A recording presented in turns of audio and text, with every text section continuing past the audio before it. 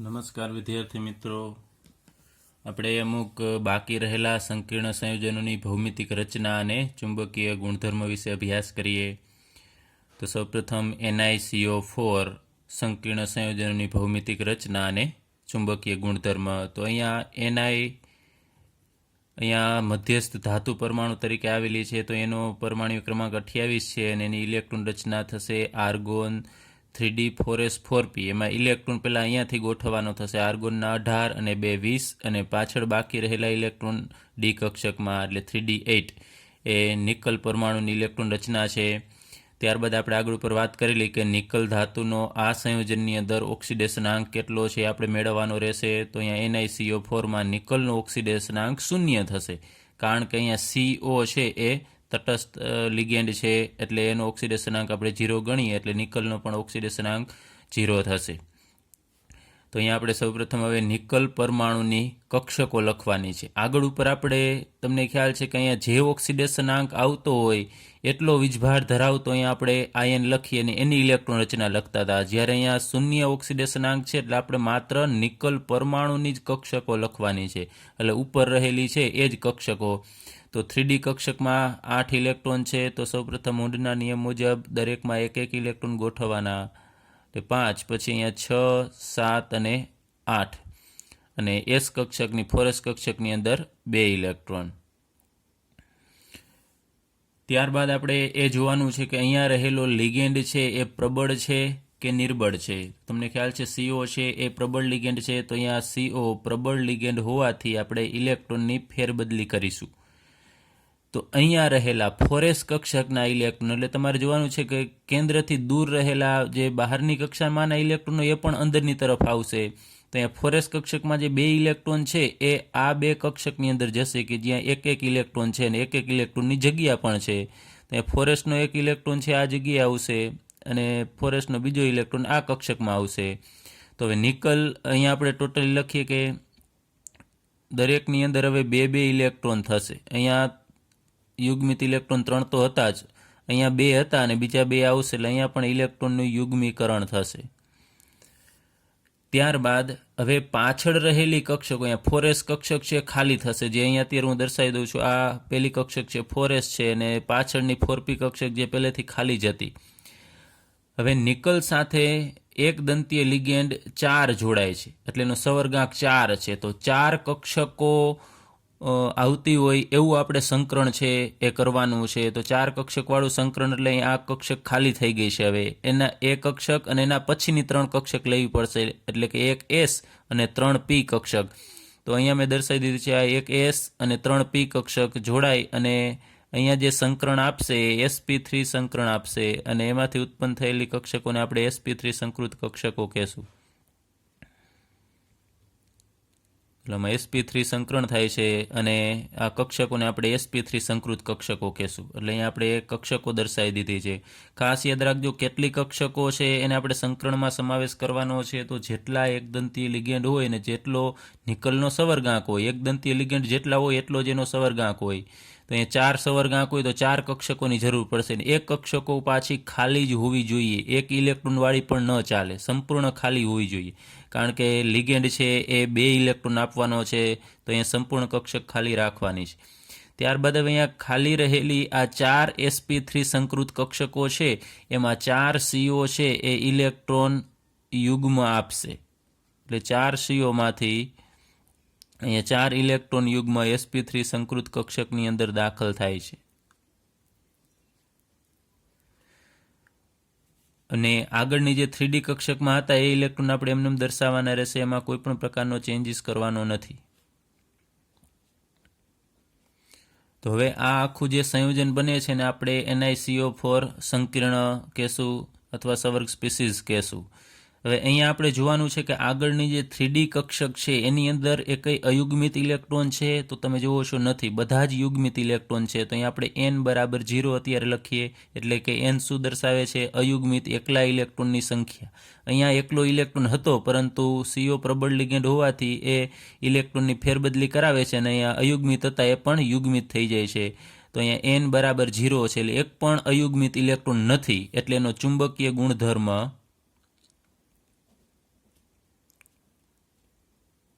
પ્રતિચુંબકીય આવશે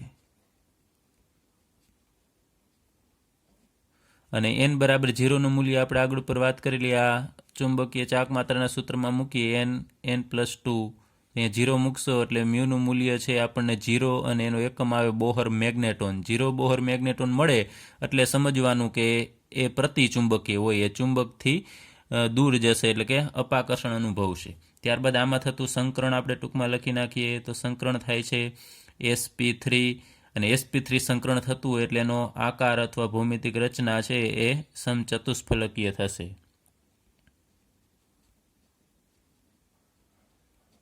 ચલો એનો આકાર છે હવે અહીંયા દર્શાવતો નથી, તમને ખ્યાલ જ આવી જશે સમચતુષ્ફલકીય આકાર કેવો હોય. ચલો ત્યારબાદ NiCN4 2- સંકીર્ણ આયનની ભૌમિતિક રચના અને ચુંબકીય ગુણધર્મ. તો મેં અહીંયા પણ આખું ફોર્મેટ છે બનાવી લીધું છે જેથી કરીને આપણો સમય વધારે ન બગડે. તો અહીંયા નિકલ છે એનો પરમાણ્વીય ક્રમાંક 28 છે અને ઇલેક્ટ્રોન રચના આપણે આગળ લખીએ મુજબ આર્ગોન 3d8 4s2 4p 0 થશે. ત્યારબાદ ઓક્સિડેશન આંક લખવાનો થશે NiCN4માં નિકલનો ઓક્સિડેશન આંક 2- થશે. અહીંયા એક CNનો -1 હોય તો 4 CNનો -4 થશે, પેલી સાઈડ જાય એટલે +4 થશે અને એમાંથી આપણે 2 બાદ કરીએ એટલે +2 મળશે. તો અહીંયા જેટલો ઓક્સિડેશન આંક આવે એટલો અહીંયા આપણે નિકલ ઉપર વીજભાર લખવાનો છે એટલે કે એ આયન આની અંદર હાજર હશે. NiCN4ની અંદર Ni2+ આયન છે હાજર હશે અને આપણે એની કક્ષકો છે આપણે લખવાની છે અને એની ઇલેક્ટ્રોન રચના દર્શાવવાની છે. તો હવે અહીંયા Ni2+ની ઇલેક્ટ્રોન રચના લખવા માટે આપણે નિકલ જે તટસ્થ પરમાણુ હતો એમાંથી આપણે 2 ઇલેક્ટ્રોન દૂર કરવાના છે. Niમાંથી Ni2+ કરવા માટે 2 ઇલેક્ટ્રોન કાઢવા પડશે. તો ઇલેક્ટ્રોન પહેલાં મેં તમને આગળ ઉપર વાત કરી એમ કે 4s કક્ષકમાંથી જ ઇલેક્ટ્રોન દૂર કરવાના, કારણ કે કેન્દ્રથી દૂર છે અને સરળતાથી એ પહેલાં ઇલેક્ટ્રોન દૂર થશે. તો આ 2 ઇલેક્ટ્રોન દૂર કરવાના છે. જો ત્રીજો ઇલેક્ટ્રોન દૂર કરવાનો થાત તો 3Dમાંથી આપણે કરવો પડે, પણ અહીંયા 2 જ ઇલેક્ટ્રોન દૂર કરવાના છે. એટલે અહીંયા 4sમાંથી 2 ઇલેક્ટ્રોન નીકળી જશે એટલે 4s 0 થશે અને 3Dમાં એમનેમ 8 ઇલેક્ટ્રોન રહેશે. તો 8 ઇલેક્ટ્રોન આપણે હુંડના નિયમ મુજબ સૌપ્રથમ દરેકમાં 1 ઇલેક્ટ્રોન ગોઠવી દેવાનો અને પછી ઇલેક્ટ્રોનનું યુગ્મીકરણ કરવાનું છે 5, 6, 7 અને 8. તો એ 2 ઇલેક્ટ્રોન છે અયુગ્મિત છે. ત્યારબાદ આપણે જોવાનું છે કે લિગેન્ડ કયો છે. તો અહીંયા CN-, તો CN- એ પ્રબળ લિગેન્ડ હોવાથી આપણે ઇલેક્ટ્રોનની ફેરબદલી કરીશું. તો અહીંયા જે એક ઇલેક્ટ્રોન છે એ અહીંયા એકલો ઇલેક્ટ્રોન છે એની પાસે જતો રહેશે એટલે અયુગ્મિત હોય એ બધા યુગ્મિત થશે. તો અહીંયાથી એક ઇલેક્ટ્રોન અહીંયા આવશે તો અહીંયા ટોટલ યુગ્મિત ઇલેક્ટ્રોનની સંખ્યા 4 થશે એટલે 4 ઇલેક્ટ્રોનના યુગ્મ મળશે કે જે પેરમાં હોય. ત્યારબાદ અહીંયાની એક કક્ષક ખાલી થઈ જશે, તમે જુઓ છો આ ડી કક્ષક એક ખાલી થશે. હવે આપણે એ જોવાનું છે કે NiCN4માં નિકલનો સવર્ગાંક કેટલો છે તો 4 છે એટલે કે 4 CN જોડાય છે તો 4 કક્ષકો આપણે ખાલી કરવી પડશે. તો એક તો આ કક્ષક ખાલી થાય જ છે, આ ડી કક્ષક છે જે અહીંયા ખાલી થયેલી છે, તો 4 કક્ષકની જરૂર પડશે એટલે અહીંયા 1, 2, 3 અને 4 તો S અને 2 P કક્ષક આપણે લેવી પડશે એટલે ડી પછી એક S અને આ 2 P કક્ષક. પછી એક કક્ષક એમને બાકી રાખવાની છે અને આપણે સંકરણમાં લેવાની નથી કારણ કે આપણે 4 જ કક્ષકની જરૂર પડે છે. તો આની અંદર 4 કક્ષકો આવે છે અને એ 4 કક્ષકોમાં એક ડી કક્ષક છે, એક S છે અને 2 P કક્ષક છે એટલે આમાં થતું સંકરણ થશે DsP2 સંકરણ થશે. અને આ કક્ષકોને કહી શકાય DsP2 સંકૃત કક્ષક એટલે કે 4 સંકૃત કક્ષકો છે એના નામ થશે DsP2 સંકૃત કક્ષક અને સંકરણનું નામ પણ DsP2 સંકરણ. હવે આ જે 4 સંકૃત કક્ષકો છે એની અંદર આ લિગેન્ડ છે એ ઇલેક્ટ્રોન આપશે. તો એનું સંકીર્ણ બનાવવા માટે અહીંયા 3D કક્ષક છે એના ઇલેક્ટ્રોન આપણે એમને રાખીશું અને ખાલી કક્ષકો છે એમાં 4 CN- 4 ઇલેક્ટ્રોન યુગ્મ છે એ દાન કરશે. તો આના ઇલેક્ટ્રોન અહીંયા દર્શાવીએ, બીજા CNના ઇલેક્ટ્રોન આ કક્ષકમાં. એવી રીતે અહીંયા 4 CN છે એ અહીંયા નિકલ 2+ની જે સંકૃત કક્ષકો છે એની સાથે જોડાઈ જશે. તો આખું હવે અહીંયા જે સંકીર્ણ મળશે એને આપણે NiCN4 2- સંકીર્ણ કહેશું. કે ખાસ એક આમાં જોજો આ 4p કક્ષકને આપણે બહાર રાખેલી છે ને એમને ખાલી જ રહેશે, એ સંકરણમાં પણ ભાગ લેશે નહીં. ચલો ત્યારબાદ અહીંયા આપણે જોવાનું છે 3D કક્ષકની અંદર એ કઈ અયુગ્મિત ઇલેક્ટ્રોન છે. તો તમે જોઈ શકો છો અહીંયા એક પણ ઇલેક્ટ્રોન અયુગ્મિત નથી, એટલે n બરાબર 0. તો અયુગ્મિત ઇલેક્ટ્રોન હોવાથી આનો ચુંબકીય ગુણધર્મ પ્રતિચુંબકીય થશે, એટલે કે ચુંબક પ્રત્યે અપાકર્ષણ અનુભવશે. અને જો એકાદો પણ અયુગ્મિત હોત તો એ અનુચુંબકીય થાત. ત્યારબાદ આમાં થતું સંકરણ કયું થાય છે આપણે લખીએ. સંકરણ DsP2 સંકરણ, અને DsP2 સંકરણ થતો હોય ત્યારે એની ભૌમિતિક રચના અથવા તો એનો આકાર છે એ સમતલીય ચોરસ થશે.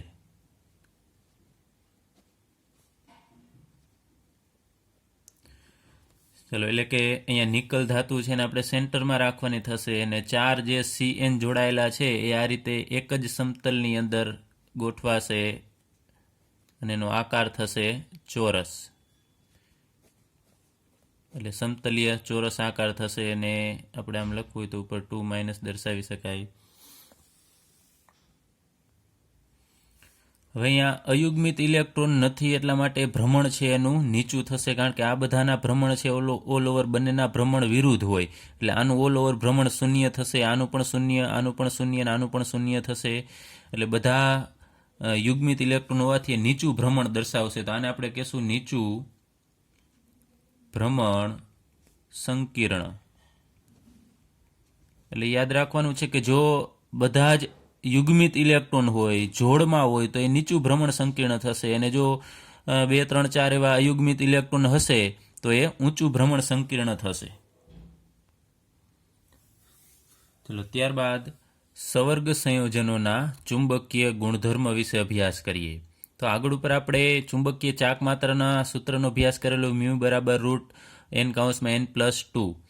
તો સવર્ગ સંયોજનોની ચુંબકીય ચાક માત્રા એટલે કે મ્યુનું મૂલ્ય છે એ પ્રયોગો દ્વારા માપી શકાય છે, અને તેના પરથી સવર્ગ સંયોજનોની સ્વીકારેલ રચના વિશે આપણને માહિતી મળે છે. તો મ્યુનું મૂલ્ય કેટલું છે એના આધારે આપણને અયુગ્મિત એટલે કે એકલા ઇલેક્ટ્રોન કેટલા છે ને એની માહિતી મળે. જો મ્યુનું મૂલ્ય છે એ 0 હોય, 0 હોય, તો આપણને ખ્યાલ આવે કે એક પણ ઇલેક્ટ્રોન છે એ અયુગ્મિત હશે નહીં, બધા જ યુગ્મિત હશે. તો આપણે એ મુજબ એની ઇલેક્ટ્રોન રચના છે એ લખી શકાય. ત્યારબાદ જો મ્યુનું મૂલ્ય છે એ 1 આવે, 1.5253 માનો કે એટલું આવે 73, તો એક અયુગ્મિત ઇલેક્ટ્રોન હોય એવું સમજવાનું. મ્યુનું મૂલ્ય 2.83 આવે છે તો સમજવાના 2, એટલે કે જેટલા પોઈન્ટ આવે, માનો કે મ્યુનું મૂલ્ય છે એ 2.83 બોહર મેગ્નેટ્રોન આપણને મળે પ્રાયોગિક રીતે, તો અહીંયા પોઈન્ટ પહેલાં કેટલા અંક છે તો 2 અંક છે, તો સમજવાનું કે એમાં 2 અયુગ્મિત ઇલેક્ટ્રોન હશે. એ જ રીતે 3 પોઈન્ટ મળે તો 3 ઇલેક્ટ્રોન યુગ્મ હોય, પછી ભલે 2 પોઈન્ટ અહીંયા 94 આવે તો પણ પોઈન્ટની આગળ જેટલા ઇલેક્ટ્રોન જે અંક હોય એટલા અયુગ્મિત ઇલેક્ટ્રોન હશે. તો એના આધારે આપણે એની ઇલેક્ટ્રોન રચના લખી શકીએ છીએ. તો પ્રથમ સંક્રાંતિ શ્રેણીના તત્વના સવર્ગ સંયોજનોની ચુંબકીય માહિતીના વિવેચનાત્મક અભ્યાસે ગૂંચવણ ઉત્પન્ન કરી. વિવેચનાત્મક એટલે કે જટિલ અભ્યાસે અમુક ગૂંચવણ ઉત્પન્ન કરી. પ્રથમ સંક્રાંતિ શ્રેણી, જેને આપણે 3D શ્રેણી પણ કહીએ છીએ, કારણ કે પ્રથમ સંક્રાંતિ શ્રેણીના તત્વ છે એમાં ઇલેક્ટ્રોન 3D કક્ષકની અંદર ગોઠવાય છે, એટલા માટે આપણે એને 3D સંક્રાંતિ શ્રેણીના તત્વ કહેશું, અથવા તો પ્રથમ સંક્રાંતિ શ્રેણીના.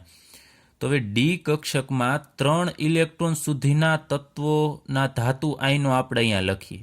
3 ઇલેક્ટ્રોન સુધીના, જેમ કે ટિટેનિયમની ઇલેક્ટ્રોન જેટલા લખ્યા પછી આપણે એમાંથી 3 ઇલેક્ટ્રોન કાઢી નાખવાના, એટલે Ti3+ થશે. તો Ti3+ની ઇલેક્ટ્રોન રચનામાં ડી કક્ષકની અંદર એક જ ઇલેક્ટ્રોન હશે. એ જ રીતે વેનેડિયમની તત્વની ઇલેક્ટ્રોન રચના લખવાની, પછી એમાંથી 3 ઇલેક્ટ્રોન કાઢી નાખવાના. પહેલાં આપણે 4s કાઢવાના, પછી ડીમાંથી કાઢવાના થશે.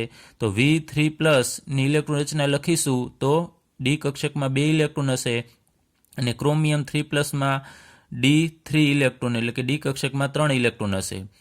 તો અહીંયા ડી કક્ષકમાં મેં 1 ઇલેક્ટ્રોન દર્શાવી દીધો છે. 3D કક્ષકમાં અહીંયા V3+માં 2 ઇલેક્ટ્રોન છે, અને ક્રોમિયમમાં 3 ઇલેક્ટ્રોન છે. તો અહીંયા આ બધા જે ધાતુ આયનો છે એને અષ્ટફલકીય આકાર પ્રાપ્ત કરવો હોય તો સંકરણ છે એ D2sp3 કરવું પડશે. D2sp3 સંકરણ ત્યારે એ અષ્ટફલકીય આકાર ધારણ કરશે.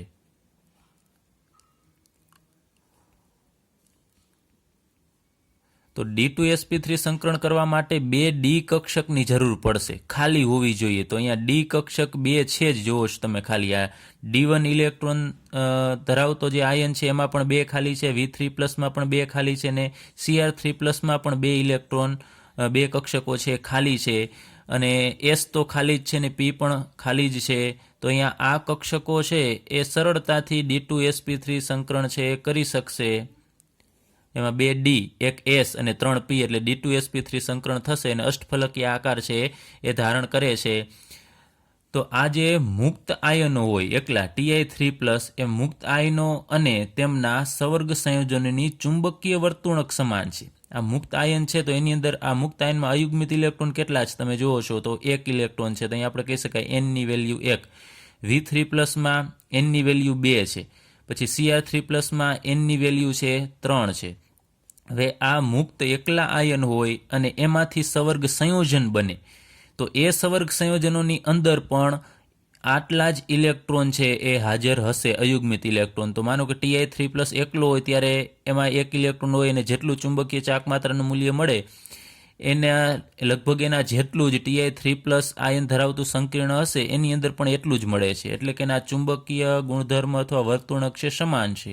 હવે આ તમને ખ્યાલ હોવો જોઈએ કે આ શું કહેવા માગે છે. ફરીથી, મુક્ત આયનો એટલે એકલા આયન હોય એવો કોઈ પણ બીજો ક્ષાર આપણે લઈએ અથવા સંયોજન, અને એ મુક્ત આયનમાંથી બનેલું જે સવર્ગ સંયોજન છે એ બંનેની ચુંબકીય વર્તુણક એટલે કે એના મૂલ્ય છે સમાન હોય છે. કારણ કે બધાની અંદર આ એકલા Ti3+માં 1 ઇલેક્ટ્રોન હશે તો એમાંથી બનતા સંયોજનની અંદર પણ અયુગ્મિત ઇલેક્ટ્રોન 1 હશે. તો એનની વેલ્યુ સમાન હોય તો મ્યુના મૂલ્ય પણ આપણને સમાન જ મળશે.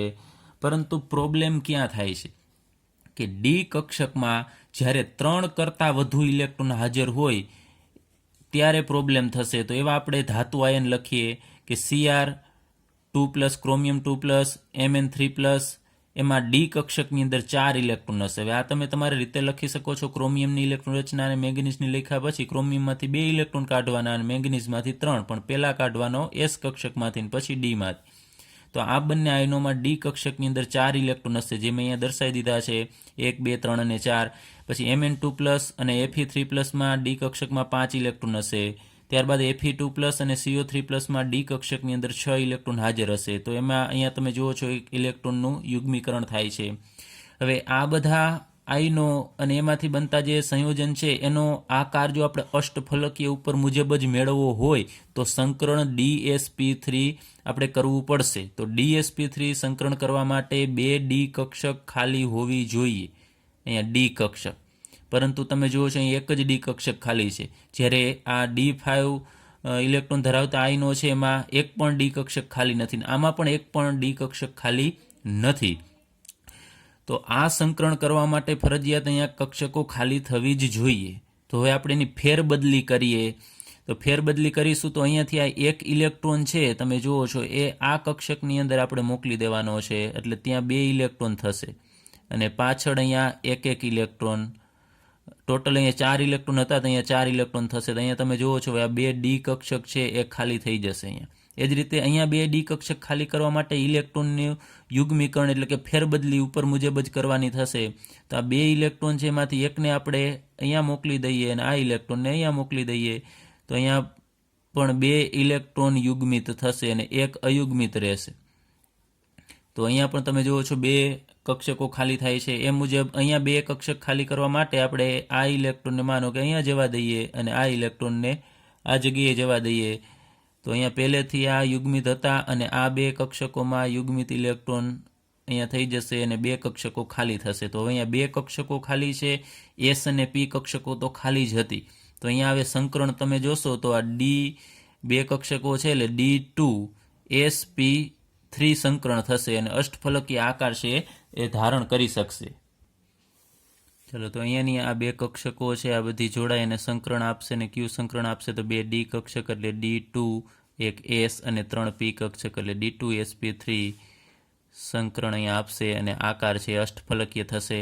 તો અહીંયાથી આ સંયોજન બને છે. હવે આ મુક્ત આયનોની અહીંયા ઇલેક્ટ્રોન રચના હતી. હવે એમાંથી જ્યારે સંયોજન બને ત્યારે આ પ્રકારની ઇલેક્ટ્રોન રચના થાય છે.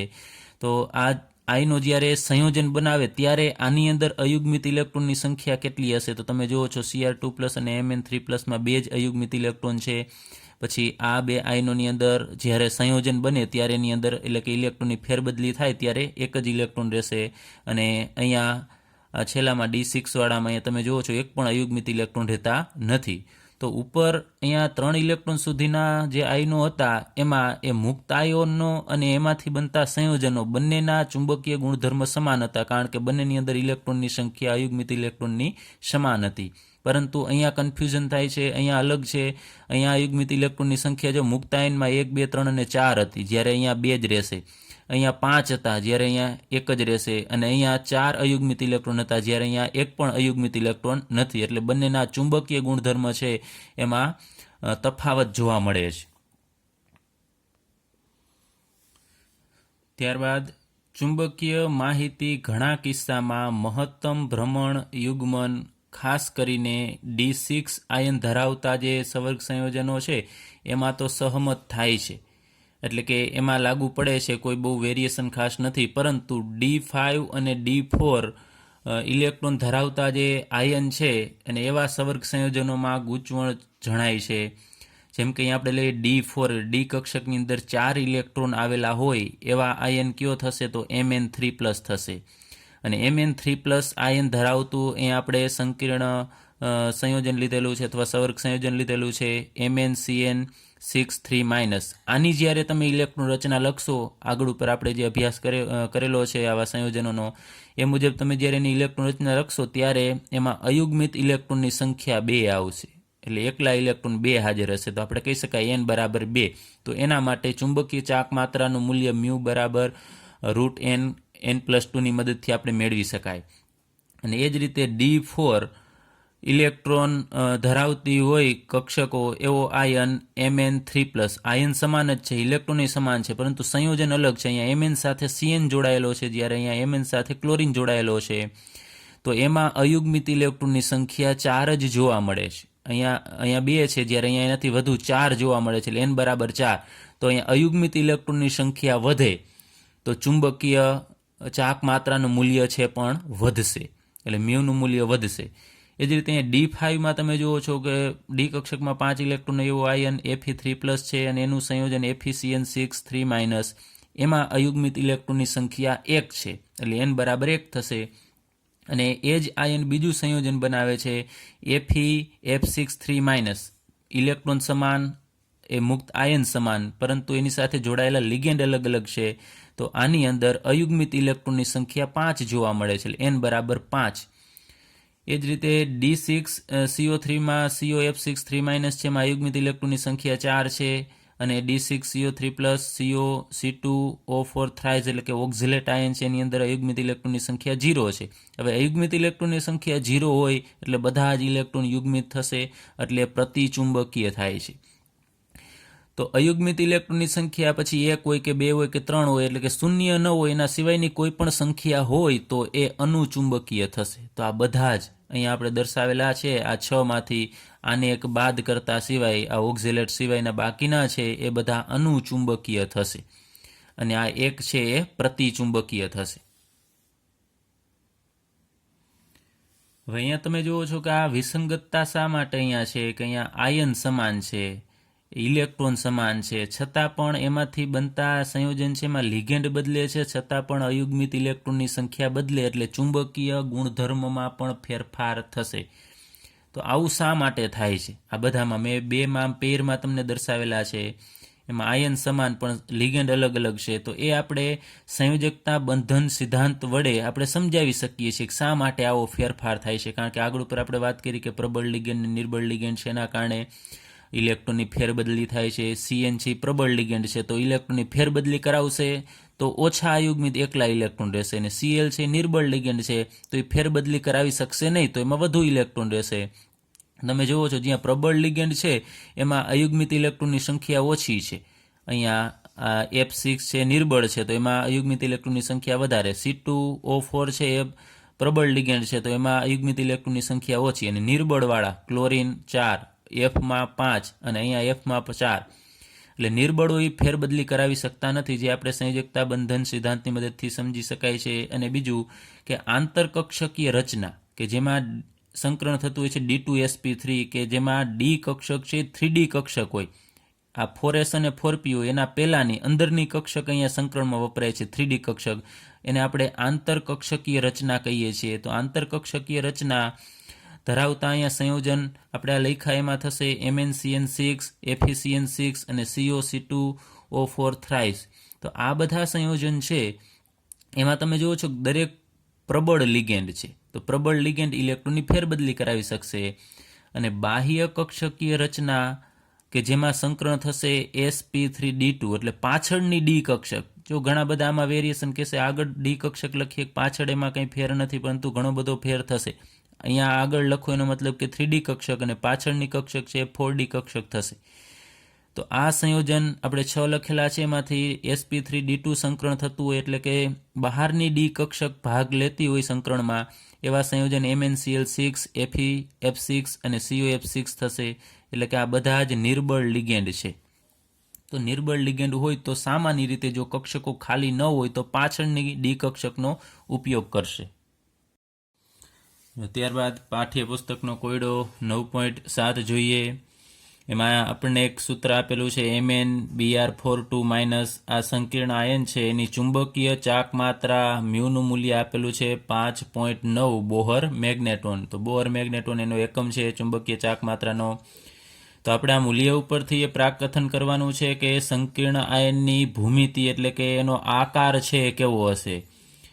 તો અહીંયા લિગેન્ડ જોડાયેલા છે, એક દંતીય લિગેન્ડ છે, સવર્ગાંક 4 છે એટલે બે શક્યતા હોય. આપણે આગળ ઉપર અભ્યાસ કરી ગયા છીએ, 4 જોડાયેલા હોય તો કાં સમચતુષ્ફલકીય હશે અને કાં તો સમતલીય ચોરસ બંધારણ હશે. તો એ બેમાંથી એનું બંધારણ છે કયું હશે એ આપણે કહેવાનું છે. તો સૌપ્રથમ આપણે મેંગેનીઝ છે એની ઇલેક્ટ્રોન રચના લખીએ, એનો પરમાણુ ક્રમાંક 25 છે. તો આર્ગોન 3d5 4s2 4p 0 થશે. ત્યારબાદ મેંગેનીઝનો ઓક્સિડેશન આંક આમાં આપણે ગણીશું તો આપણને +2 મળશે. તો અહીં આપણે Mn2+ ની ઇલેક્ટ્રોન રચના લખવાની. તો Mn ઉપરથી Mn2+ ની ઇલેક્ટ્રોન રચના લખવામાં તમારે Mn ની ઇલેક્ટ્રોન રચનામાં 4s કક્ષકમાં ઇલેક્ટ્રોન છે એ પહેલાં દૂર કરવાના. તો 2 ઇલેક્ટ્રોન જ દૂર કરવાના છે એટલે 2 અહીંયાથી દૂર કરશો એટલે 4sમાં 0 અને 3D કક્ષકમાં 5 ઇલેક્ટ્રોન હશે અને 4pમાં તો 0 જ છે. એ તો આપણે લખેલી છે કારણ કે સંકરણમાં એનો આપણે ઉપયોગ કરવાનો છે. તો અહીંયા Mn2+ ની ઇલેક્ટ્રોન રચનામાં 5 ઇલેક્ટ્રોન છે તો હુંડના નિયમ મુજબ આપણે પહેલાં દરેકમાં એક ઇલેક્ટ્રોન ગોઠવવાના. હવે આપણને એનું પ્રાયોગિક મૂલ્ય આપેલું છે મ્યુ બરાબર 5.9 બોહર મેગ્નેટોન. તો MnBr4માં મ્યુનું મૂલ્ય 5.9 બોહર મેગ્નેટોન હોવાથી આપણે કહી શકાય કે એમાં અયુગ્મિત ઇલેક્ટ્રોનની સંખ્યા 5 હશે. 5.9 છે એટલે 5 મૂલ્ય લેવાનું. 5 અયુગ્મિત ઇલેક્ટ્રોન હશે, એનો મતલબ કે 5 તો આ સંયોજનની અંદર હાજર છે એટલે સંકરણ થયા પછી પણ 5 ઇલેક્ટ્રોન હાજર હોવા જોઈએ, કેમ કે આપણને જે મૂલ્ય મળે છે એ આખા સંયોજનનું મળે છે. સંયોજનની અંદર પહેલેથી સંકૃત કક્ષકો હશે જ, તો 5 ઇલેક્ટ્રોન ડી કક્ષકની અંદર સંકરણ થયા પછી પણ હાજર હોવી જોઈએ. એનો મતલબ કે અહીંયા ઇલેક્ટ્રોનનું યુગ્મીકરણ થતું નથી, ઇલેક્ટ્રોનની ફેરબદલી થશે નહીં. તમને ખ્યાલ છે કારણ કે બ્રોમિન નિર્બળ લિગેન્ડ છે તો એ ફેરબદલી કરી શકશે નહીં. તો હવે આપણે 4 બ્રોમિન જોડવા છે તો 4 કક્ષકો ખાલી હોવી જોઈએ, 4 કક્ષકનું સંકરણ થશે. તો આના પછીની એ ડીમાંથી એક પણ કક્ષક છે એ ખાલી નથી, તો એના પછીની કક્ષકો આપણે લેવી પડશે. એક S કક્ષક અને 3 P કક્ષક એટલે sp3 સંકરણ થશે. અને sp3 સંકરણ થાય પછી બ્રોમિન છે આની સાથે આમ તમને ખ્યાલ છે જોડાઈ જવાના છે 4 બ્રોમિન અને આની અંદર 4 ઇલેક્ટ્રોન છે એ આપશે. અત્યારે હું દર્શાવતો નથી, માત્ર આપણે આકાર જ કહેવાનો છે. તમે જો દર્શાવો તો પછી આખું સંયોજનનું બંધારણ થશે. માત્ર આપણે એટલું જ કહેવાનું છે કે આમાં સંકરણ કયું થાય છે તો sp3 થશે. તો એના આધારે આપણે કહી શકાય એની ભૂમિતિ છે એ સમચતુષ્ફલકીય હશે.